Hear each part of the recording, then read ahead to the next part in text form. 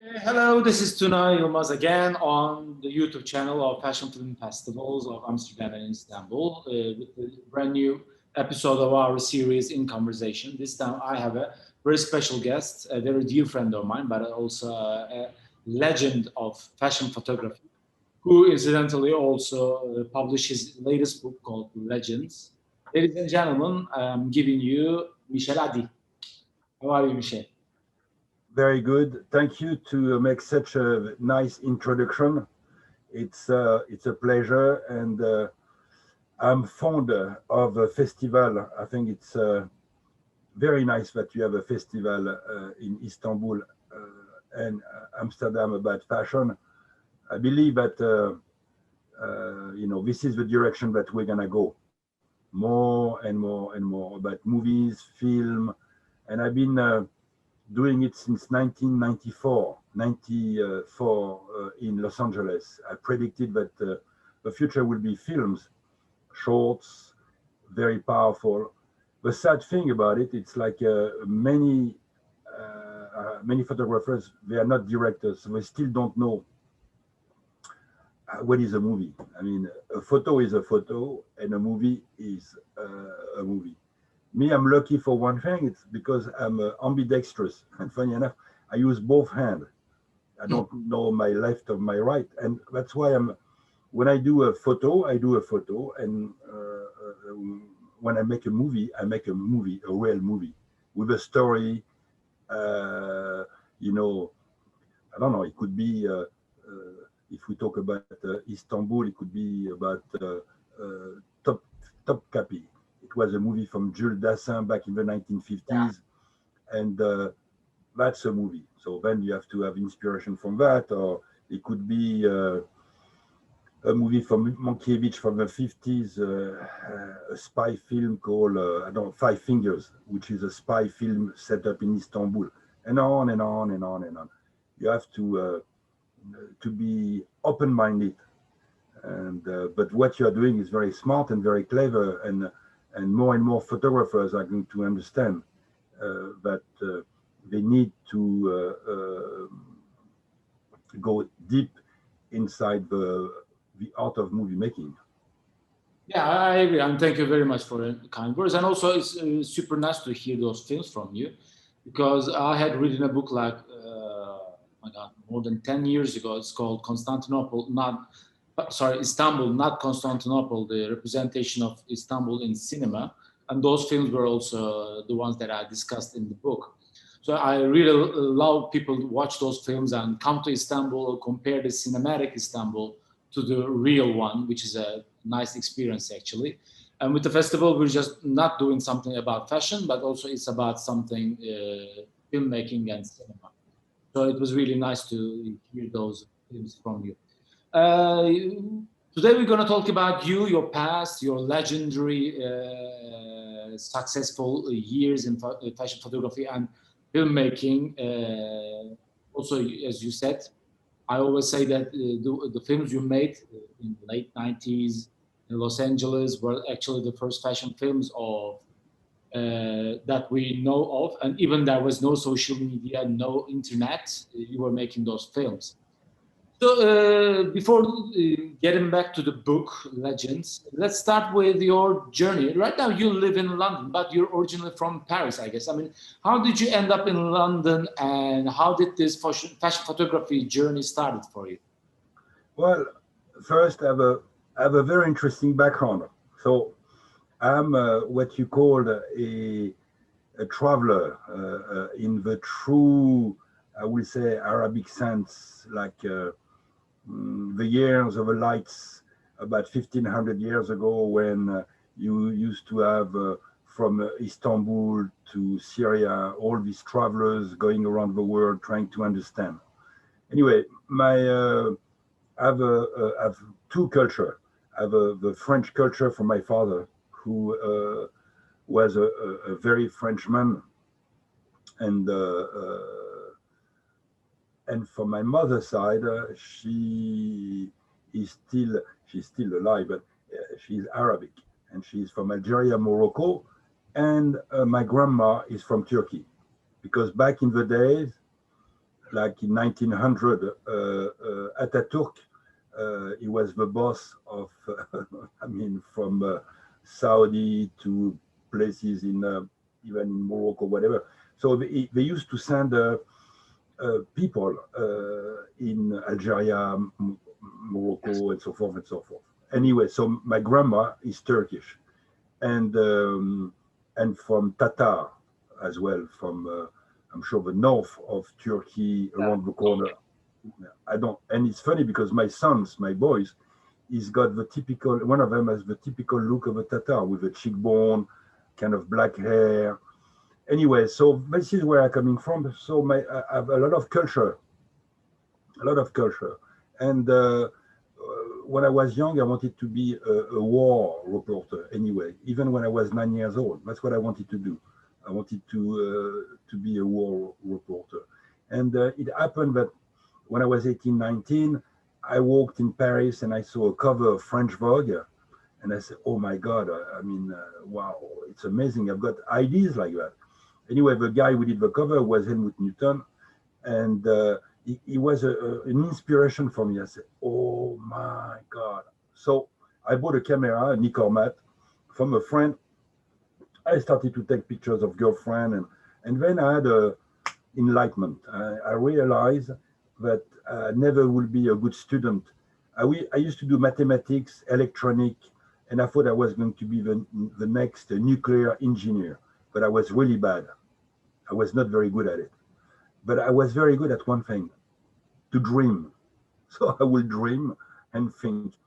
And in order to follow my dreams, I worked as a night porter in a hotel, and I met two people. One movie director, Wim Wenders, who was there to make a movie, Wow. and a photographer called Ben Lee, who was there with his girlfriend in holidays from England. Now, Wim Wenders, we didn't get along at all.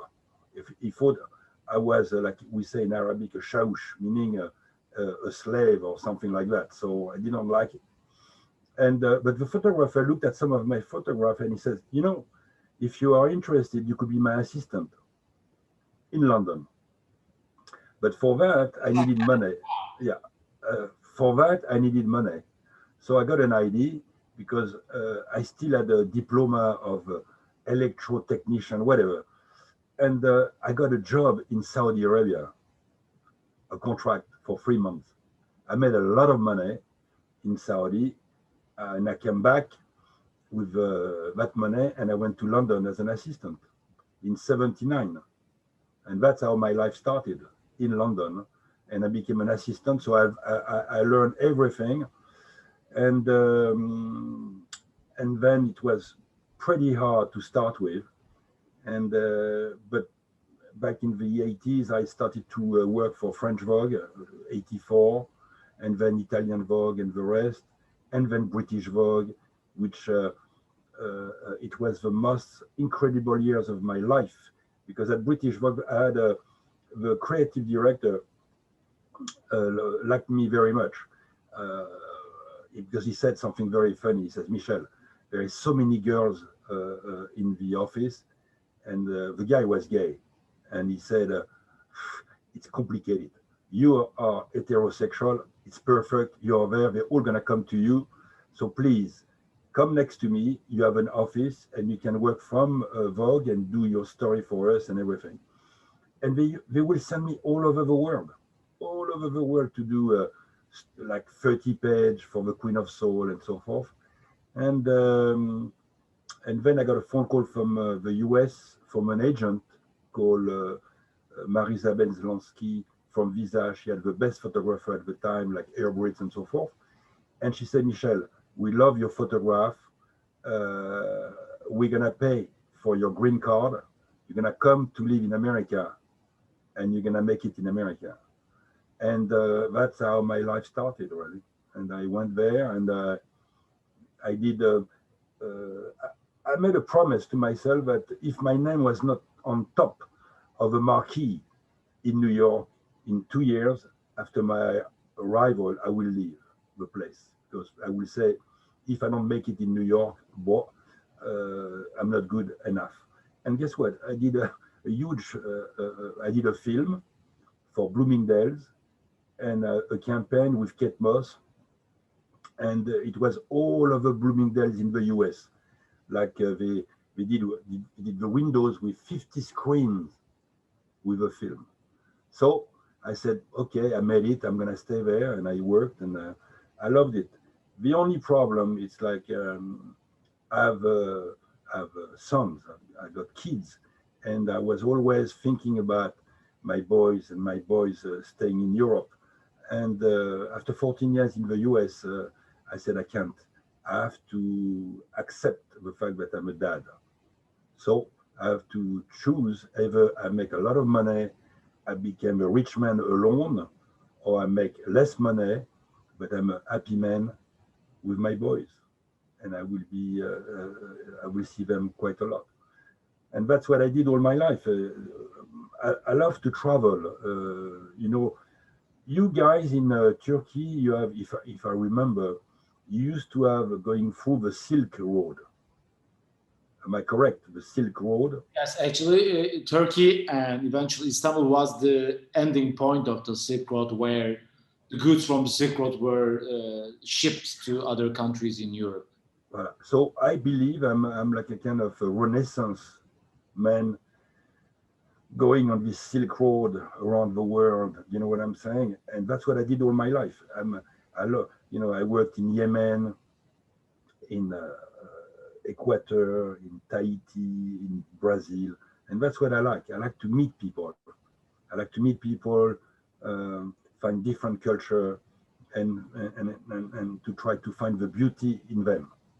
Now, the interesting things, it's like when unfortunately it was the war in Iraq, I asked a magazine and newspaper in America to send me to the front there in Iraq to do photograph. And they said, Michel, we never will send you. And I said, well, why don't you want to send me? He said, well, problem with you, you're going to create fabulous images. That's a problem. And maybe you're not going to come back. I said, oh, you're right, actually. You see, I like this traveling. I like the romance of it.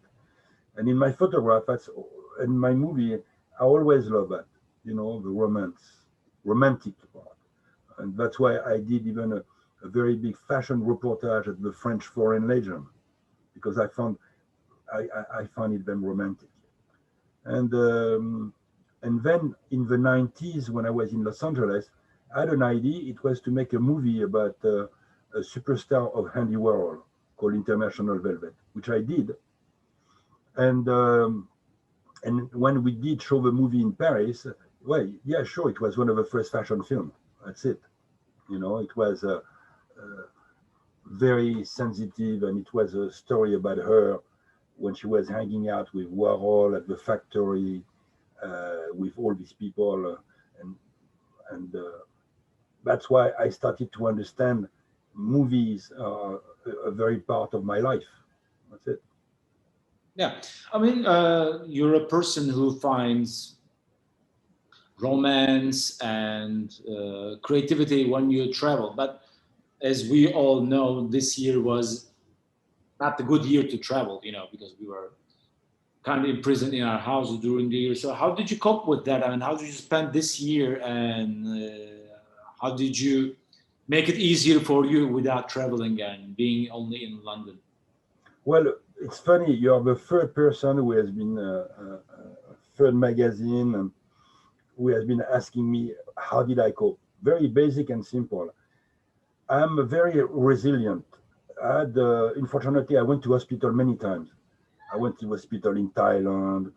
I went to hospital in France, in Egypt, and in Thailand and in France. I said 4 months in hospital. I had a virus that I caught in Thailand, but nobody knew that was the virus, and I was dying.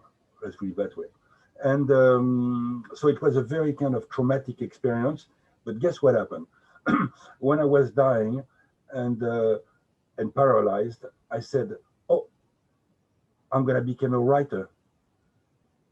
So I started to write in my bed, and fortunately for me, 4 months later, a guy found it. He had an idea how to cure me, like what's happening now. You know, some guy had some ideas with a very simple thing. Anyway, why do I talk about that? It's because this year I use the same principle. I said, wow, wow, wow, wow, wow. This virus is very bad. I had one before. I know how it can be. It's very dangerous. I'm not going to travel. It's super complicated. So I decided to do to put together a book. I'm going to make a book on flowers. So for since February, since March when I came back from my last trip, every week I've been doing a free image of flowers. So by next year I will have a book ready on flowers. But don't expect flowers like this. It's really like hardcore. What I try to put together, it's my feeling of this year, which is beauty, sadness, love, blood, you know, and so forth and so forth. And it's more or less like the four horsemen of the apocalypse. And the book is going to be all on flower, and I'm very happy. Someday I'm going to do some more. So every week, 1 day, 2 days, that's what I do until the whole pandemic is. You know, people are getting, we're going to be able to travel. And that's the way I've been able to cope. My wife is a photographer as well. So we have plenty of computers at home, plus all my archive as well there. We have offices. So like this, we're able to work. And that's what we have been able to do. Work, to love, to train every day. And that's it. And and not to listen to the news, not to listen to too many people, you know, not to listen to governments who are telling you today A and tomorrow B. That's what I understood. Don't believe on, you know, the complotist theories. Believe in yourself. There is a problem. You have to solve the problem. But me, I've been fooled before. I know. You see what I'm saying? I know. I know how to cope with it. So that's the way I've been doing it. And for many people, I think it was for them a big trauma because they didn't know what to do. I mean, I'm sure many photographers they didn't know what to do. They said because they were ever only interested to photograph fashion, which is men and women or whatever. Me, I'm a photographer. So you can tell me, oh, Michel, I've got an idea. We have to photograph some watches from this client in Istanbul, and he's got 25 watches. Well, do you have any idea? I said, not a problem. Send me the watch. I'll send you a brief about what I have, and I will find something which is as beautiful if it was a fashion images. I will make movies. I will do and on and on and on. You have to go outside the box in order to understand who you are, and that's what I did. Very simply, you know. Exactly. I mean, you were talking about Istanbul, and hopefully, when everything goes back to, let's say, normal, we can also have the chance and me the privilege to work with you maybe in Istanbul, hopefully. So we're talking about Istanbul. When was the last time you were in Istanbul? I was there about 5 years ago. Oh, okay, not long ago. Yeah. And I mean, what do you think of Istanbul? I love it. I mean, it's my culture too, you know. Remember, it's like, I mean, look at my face and think that when I'm in Istanbul, people, they, you know, for them, what are they gonna say? I mean, I look the same. I look a part of it, You and the culture. I love example, and this is very funny. When I used to live in New York, I used to live in. It's a place called Murray Hill, so it's about 29 and Third Avenue. Yeah, Third Avenue. Guess what? 150 yards from my home was a super elegant Turkish restaurant. So every 10 days, I will go there to eat special things from Turkey, the bread, the stuffed pepper, I mean, whatever. And then when I had an apartment in Paris, when I came back from the US, 150 yards away from me, guess what? 5 Turkish restaurants. Not one, 5. So I will take my sons for the Turkish pizza. I even took my wife. I took my wife to one of them. And so, yeah, Turkey is my culture. So I felt very comfortable. You know, it's business-wise, it's you know, the Turkish people are pretty hardcore. I mean, but for me, it doesn't change from New York. It doesn't. But they have a lot of good things. I mean, for sure, a country who cooks as well as Turkey cannot be a bad country, can it? I mean, that's a very nice statement and one of the greatest compliments that I heard about. But listen, there is countries I'm not going to mention because you know I don't like to say bad thing about. But I always judge a country. Guess what? By the food. That me too. Actually. I mean, also, I mean, I didn't. Now I say me too, but I never thought about it. Right? When I think about it, that's the same thing. I mean, the countries I like are also the countries that I love the food there. So that's a very. You know, it's like I took you to my club when we see each other in London the next time. You will see the I took my wife a few months ago to my club. I mean, the food was British, yeah, but very good. And that's what I think. Anyway, Turkey, I had a good time. I went twice there to work. And plus, I see all these movies in my head, you know. I see all these movies. It's this Turkish, you know, the movie set in Turkey from the 1960s and so forth. So I have all this image, and plus, you know, Istanbul is the old Constantinople, the center of the Byzantine emperor, the light of the world. Remember, so it's a very powerful country. That's what it is, and very elegant. I went to a restaurant, which you have to tell me the name of his photographer. He's one of the most well-known Turkish photographer. He passed away, I think, 2 years. Gurun is the most well-known photographer. Black and white images. Araguler. Yeah, and I went to his restaurant and I have a book of him. And in this, you have a kind of road where I went there on Saturday night. I never saw in my life so many people and so many beautiful girls. I couldn't believe it. The amount of people walking there. I don't know, but I don't remember the name of it. It's like the Champs-Élysées. I guess it's Glass Street or maybe Nishantashi. I don't know. Yeah. Anyway, so I went to the restaurant and it was nice, and his pictures, they are fabulous. I mean, really deep. You know what I'm saying? So, yeah, Turkey.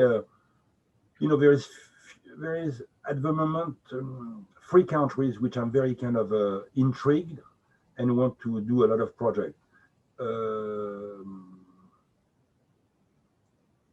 China, Turkey, and I go back to Milan, because Italy, I used to go Milan and Berlin, but those 2 countries, I've been there all my life. So I will, that's the 4 places that for next year, I want to dedicate my time there, you know? Yeah, hopefully we can. Yeah. So let's go back to your projects and talk about the book Legends. And the last time, again, I saw you in London was, I think, in March before the pandemic just started. And you had already told me about the book. And through the time, now it's out in print, which can be bought online. It's a great book with more than 400 pages, I guess, right? Yep. So tell me about the book. I mean, how did the idea come up? Because I mean, it's a real legendary book, as the title suggests. Because all the legends in the world, like from Bowie to Kate Moss, from Denzel Washington to Red Hot Chili Peppers, you can see all those legendary names that you worked until now in the book. So it's a real must-have if anyone loves photography or fashion or cinema. So tell me more about the book. I mean, how did the idea come up, and how did you prepare it? Well, about a couple of years ago, I went to my storage because I still have a storage in Los Angeles. Ah, So I went to my storage and I picked up a lot of images. And with my wife, because she works with me on project and she's in charge of all the production and everything, I had an idea and I said, what about if I start to look at the first pictures that I did in 1979 to the last one that I did, let's say in February 2020. And I said it's going to be a walk in the park where I'm going to show different countries, different places, actors, singers, but I worked in all the continents, you know. And so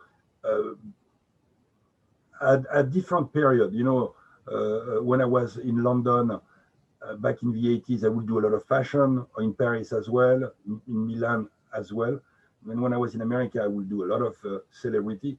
So I looked at everybody that I worked with, like you said, from Kate Moss to Bowie to Jennifer Lopez to all of these people. And it was to even Tupac Shakur. So that's what I did all my life. And even now, I worked with all of them. You know, I couldn't put in this book all of the people I work with. See, now I'm working on a book on Polaroid, ah, and it's Polaroid from the late 70s to 2000, you know, and it's and then on the Polaroid there is a Polaroid of people like the list is like my arm. I mean, like even Jenny McCarthy or Willie Nelson, or I mean, and on and on and on and on. So this book will be about 500, 600 pages, and eventually I will do another legend with more pages because there is a lot of people I couldn't put. A lot of people I couldn't put in the book, you know. Like I did a story for a French magazine in Cannes, and I photographed 150 people, yeah, in 10 days, 15 days. But not like just snap like that. It was 150 people with appointments organized, like 7, 8 days, you know. So from Benicio del Toro to Diane Sawyer, whatever. The list is like my arm. So I will bring another book for sure. Yeah, definitely. And that's now what is interesting. The way I did put graphically with Roberto da Pozzo. He's a friend of mine from Milan, and I used to work for him when he was a creative director at Vogue in Italy, L'Uomo Vogue and Lei and Père Louis. So the way we did it, we didn't segment it by the time or the period. No, we will take an image from, let's say, the 1970s and put it next to an image from 2000. And when you look at them, you will say, well, it looks the same. no. See, I mixed everything to make sure that the people understand that if you have an attitude, you don't change really your attitude, whatever you do it in black and white, in color, whatever it's a still life or a child or whatever. And that's what I did. So it works very well. There is nudes as well. And the nudes, they look like the fashion, and the fashion looks like the still life. And and that's what I think it's important to work, not to try to say, which Michael 70s, 80s, 90s, I don't care about that. I don't care at all. It's if I show you some image that I do now, and if I show you some image I used to do in the late 70s, you will say, oh, but it looks the same. Yeah. See? Either you got it or you don't. It's I cannot explain. And that's the way I did the book. And why did I put the cover with Kate Moss on the cover in the front and Bowie on the back? Because Kate, I like it. I did like the girl. I do like the girl very much. I met her when she started, and I did my best to do nice jobs with her. And we did 2 jobs. And after, don't ask me why. The reason we never worked again. That's one of these things, And Bowie, because Bowie and Kate, it's very similar, when you think about it. Very similar. What? What do you mean? Elaborate. Kate is an icon. Rock, sex, some people say drugs, but she's an icon for the youth. Yeah. Bowie was an icon like sex, drugs, style, and fabulous songs, And if you look at both of them together, they could have come from the same mother. And guess what? They were very good friends too. You see, that's interesting. They were extremely good friends. And because Kate loved Bowie, and Bowie loved Kate. And even when she did some covers with Vogue, they did exactly the same look of David Bowie. So obviously she is, and that's why. Plus, both of them British. My kids are British. My life was British, and I like that. To give this flavor. Even if I work with Jean-Paul Belmondo too, or some very big French actors, but England is a big part of my life because England taught me everything that I know about: elegance, style, attitude, eccentricity, drugs, sex, and rock and roll too. That's England. England taught me all of this. I agree. I mean, in that sense, I'm always a British fan. But when you were talking about the Polaroids, something came to my mind because you started the photography with the pellicule with the 35 millimeters. You worked with Polaroid, and then digital came, and then you worked with the digital. How do you find it now? All these evolution of photography technically, and now they call it a democratization of arts and creativity when it became more easy and cheaper to make digital photography and filmmaking.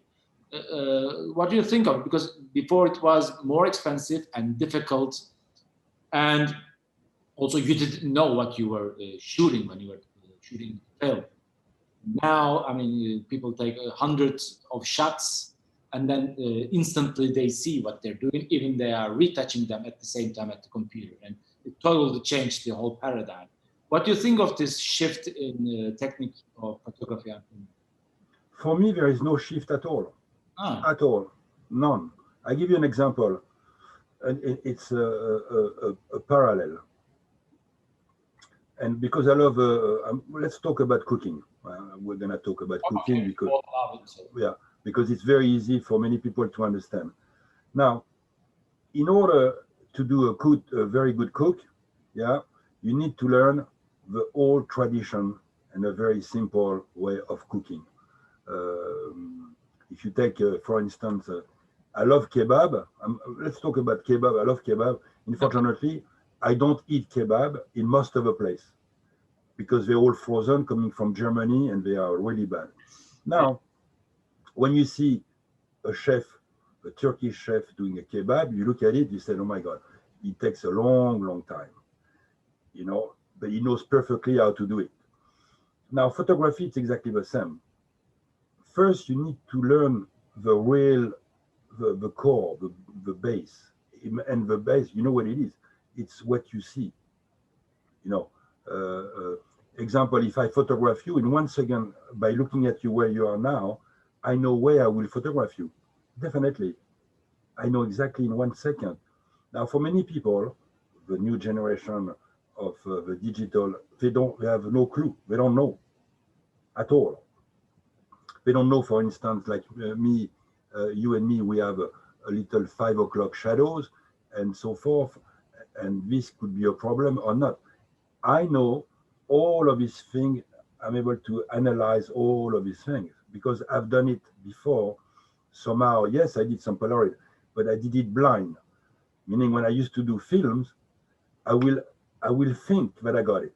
I will say, he moved perfect that place, and it will be perfect. And now they do 100 shots, 200, 300. Me, what do you think? I do 10. Yeah, you know why? Because at the end of the day, who has to choose the pictures? You. So if you do 100 and 100 of images, you're going to spend about 5 hours just to choose the pictures. And most of the people, most of these young internet, Instagram, they have no clue. An example which is very funny, and this is the truth. In New York, it was that guy. He had, I think, maybe 1 million followers, and he was a kind of young photographer. So there is a client, I swear, because this is so beautiful. So one client said, "Well, we have to use that guy because he's got 1 million followers, so it's good for us." So they called this photographer of 22, whatever. We did picture snaps, and they give him a campaign.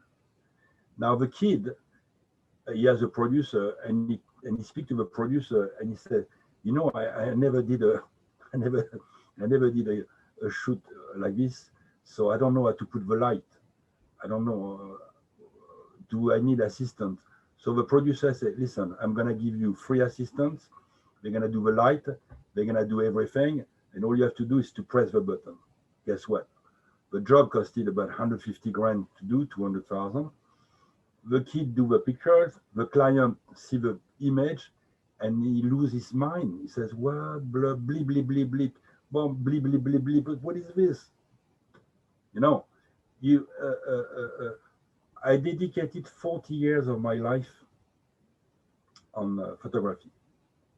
How can these young guys who come, they are going to be able to be quote unquote better than us? It's not a question of being better. It's the question of knowing what you are doing. They don't know at all. And they're going to do some images that, they're fine for 5 minutes.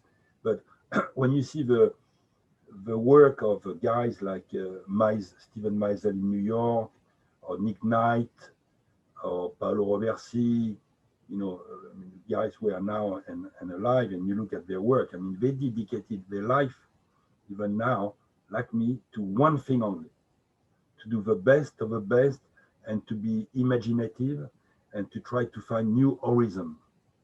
So digital, you could give me it's a funny story too. You can give me a shoe box. Yeah, give me a shoe box, and I put the film inside, and I will do a photograph.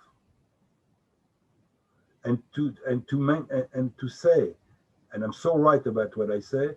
I saw a reportage lately of an Afghani photographer. He's 78 years old. He has been doing that for 60 years. And he learned from another Afghani photographer back in the days. He's got a box with a hole. Yeah. Behind, he puts a negative, and inside the box, he's got the bath to process the film. And I saw the photograph, and I said, guess what? This guy is about 70 years old. He's doing a very simple system, like a blind man, so to speak, and the pictures, they are fabulous. That's it. Me, I'm not impressed with all the new digital camera, all of these and that and that. If you don't have an eye, and if you don't know what you are doing, your picture will be terrible. Yeah. Which happens mostly, and what I that actually also it brings some sort of inflation of a lot of bad and unoriginal stuff all around, that's also very tiring for my eyes. So I Yeah, may. but you say for you, because you are a collector, a curator, you have a festival. Now, what is the problem? The problem, it's like all of this makes the campaign for clients so bad, but at the end, the clients, they don't spend any more money to put the money in magazine and so forth, because at the end, it's not the purpose anymore. The purpose is like going right into Instagram to do average things, and that's what is bad.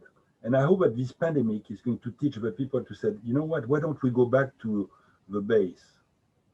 It goes back to the doner kebab. It's exactly the same. Why are you buying for 150 pounds a kebab frozen from Germany? The meat is whatever. Why don't you make it yourself, like old school? It will be much better, and the people they will come to your door all the time to eat the kebab. But Yeah, old if school. you give a high price, people will pay for it because it will be the best. Voilà. And that's what it is. The same with photography. That's what I'm seeing now. It's like, uh, I mean, uh, even Vogue. I mean, I love Vogue. It's not the issue there, but even if I look at American Vogue, some of the covers, the last past 7 months, why not? You ask yourself, where are they going? I mean, where are they? Where are they? Why? There's no point. And no, and if you are telling me that people will be interested, I said, no, please don't tell me that. You know, and that's the big problem that with all this technology. You know, like even now when I shoot images with my digital camera, I shoot the old-fashioned way, and I look after, and I never look in the computer. I always have the assistant to look, and he has to tell me one thing only: is it sharp? The sharpness. Yeah. That's all I mean. But that's all. The rest, I said, don't tell me about my image. All you tell me if it's sharp. That's it. And the rest, I know exactly what I want. It's very important to know exactly what you want. And you can shoot. I even did for one client. I gave him a gift, and I said, I'm gonna do something for you. I made some pictures with my telephone, you know, and I made a film. They called me and said, "Oh, Michel, it's amazing." Oh my God! I said, "Yeah, I can use a telephone. I can use, whatever. My head. Maybe I could put a camera here, and use it to. Doesn't matter." Well, I mean, it's been like 40 minutes. I mean, it's always a pleasure to talk with you. And hopefully, if the travels begin again, I'm really willing to have you in Istanbul for the Uh, festival. Definitely, definitely. So anyway, now you have all the image of a book, the cover. Do you want me to send you as well that? Yeah, I mean, I have the digital, but I mean, the print book will be a treasure actually to have. No, but I will. When I see you in London, I'll give you one signed. That's Oh my God, something else. and But what will be, I mean, that the Santa really loves me. of course, Santa, Well, talking baby about Santa. Santa, this is actually the last day of 2020, and Yeah. hopefully next year will be way better than this one. So, as a last question, I'd like to ask for a small New Year's wish for the people who are watching us. Well, first, I believe that from the bottom of my heart, I hope that 2021 is going to be less people sick, you know, on many, on all these disease, not only this pandemic, but, I hope that humanity is going to realize that we have to take care of each other. That's the first thing. Be more human and be artistically wise, but we do a lot of beautiful projects. That's what it is. That's what I wish. And good health for all of us around the world, good health. And tonight we will celebrate with a nice rosé de Provence with my wife. Good health to you. I will give you a cheers, my friend. Um, And I would say bon appetit to you. yeah, uh, Also, the same wishes for you too. And thank you very much, Michel. It was really a nice talk and a pleasure. Have your thoughts and insights about what's going on arts. And I also wish you the best. And thank you again for being with us and with our audience. Mhm.